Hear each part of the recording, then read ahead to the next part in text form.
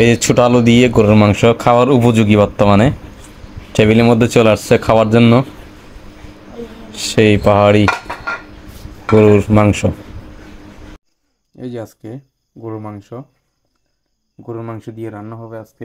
এই যে রসুন বাটা, আদা বাটা, পেঁয়াজ, টমেটো, সাথে হবে আলু সিদ্ধ হচ্ছে চুলায়, এগুলো দিয়ে একসাথে রান্না হবে আজকে গরুর মাংস। পাহাড়ি গরু, এটা পাহাড়ি গরুর মাংস। সচরাচর শহরের মধ্যে পাওয়া যায় না এই মাংসগুলা, সচরাচর শহরে পাওয়া যায় না, এগুলো পাহাড়ের মধ্যে পাওয়া যায়। পাহাড়ি গরুর মাংস দিয়ে আজকে আলু দিয়ে রান্না হবে।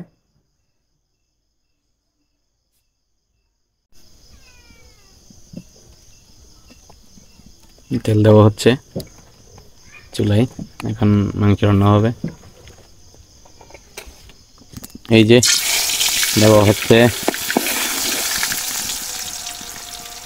আদা রসুন দেওয়া হচ্ছে, যে পেঁয়াজ দেওয়া হচ্ছে, লাল করা হবে এখন পেঁয়াজ আর রসুন আদা সবগুলো একসাথে। এখন মশলা জাতীয় জিনিস যা আছে দেওয়ার, এই যে মাটির চুলে রান্না হচ্ছে, টমেটো দেওয়া হচ্ছে, টমেটোর সাথে যা মশলা দেওয়ার সব দেওয়া হইতে গরুর মাংসের সাথে।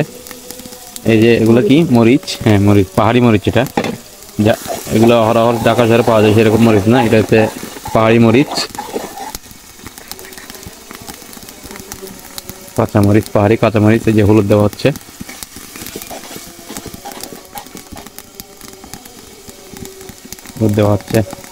মাটির চুলা রান্না হচ্ছে তো প্রচুর গরম এখানে, আমি যে জায়গায় ভিডিওটা নিচ্ছি অনেক গরম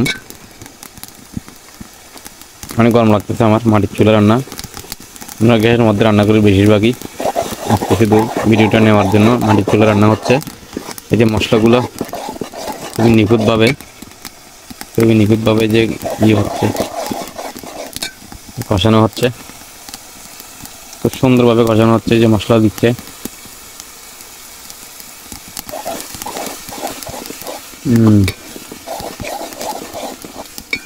সুন্দরভাবে কষানো হচ্ছে মাটির চুলায় রান্না। সামান্য করে পানি দেওয়া হচ্ছে, কারণ মশলাগুলো বেশি কষানো হবে, এটার জন্য পানি দেওয়া হচ্ছে। আমার গিন্নি রান্না করতেছে, সাথে আমি ভিডিও করতেছি গিন্নির পাশে বসে।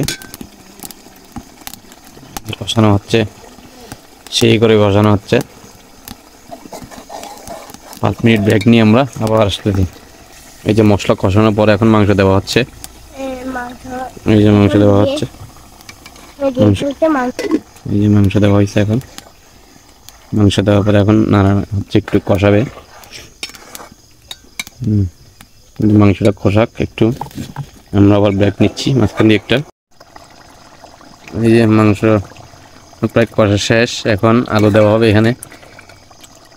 এই যে আলু দেওয়া হবে এখানে মাংস দিয়ে। এখন আলু দিয়ে দাও। যে মাংসের মধ্যে একটু কালারটা একটু ভিন্ন আসছে পাহাড়ি মরিচ, তার জন্য পাহাড়ি মরিচ দেওয়া হয়েছে। এটার জন্য কাঁচামরিচটা পাহাড়ি কাঁচামরিচ ছিল, এটার জন্য একটা কালারটা অন্যরকম আসছে, কারণ শুকনো মরিচ ইউজ করা হয়নি এখানে, কাঁচামরিচ ইউজ করা হয়েছে এখানে। এটার জন্য একটু কালারটা ভিন্ন কালার দেখা যাচ্ছে, কারণ এখানে হয়েছে পাহাড়ি মরিচ ইউজ করা হয়েছে এটার জন্য। মাটির চুলায়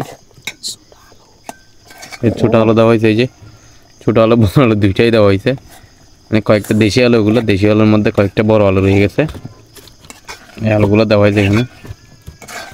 যে লাকড়ির চুলায় মাংসগুলো কম, ওর জন্য পাহাড়ি মরিচ, ঝাল মরিচ আর কি, পাহাড়ি মরিচ, ওই মরিচ দিয়ে হয়েছে রান্নাটা হচ্ছে। এই যে হয়ে গেছে, আর 5 মিনিটের মধ্যে রেডি হয়ে যাবে। সবাই ভালো থাকবেন।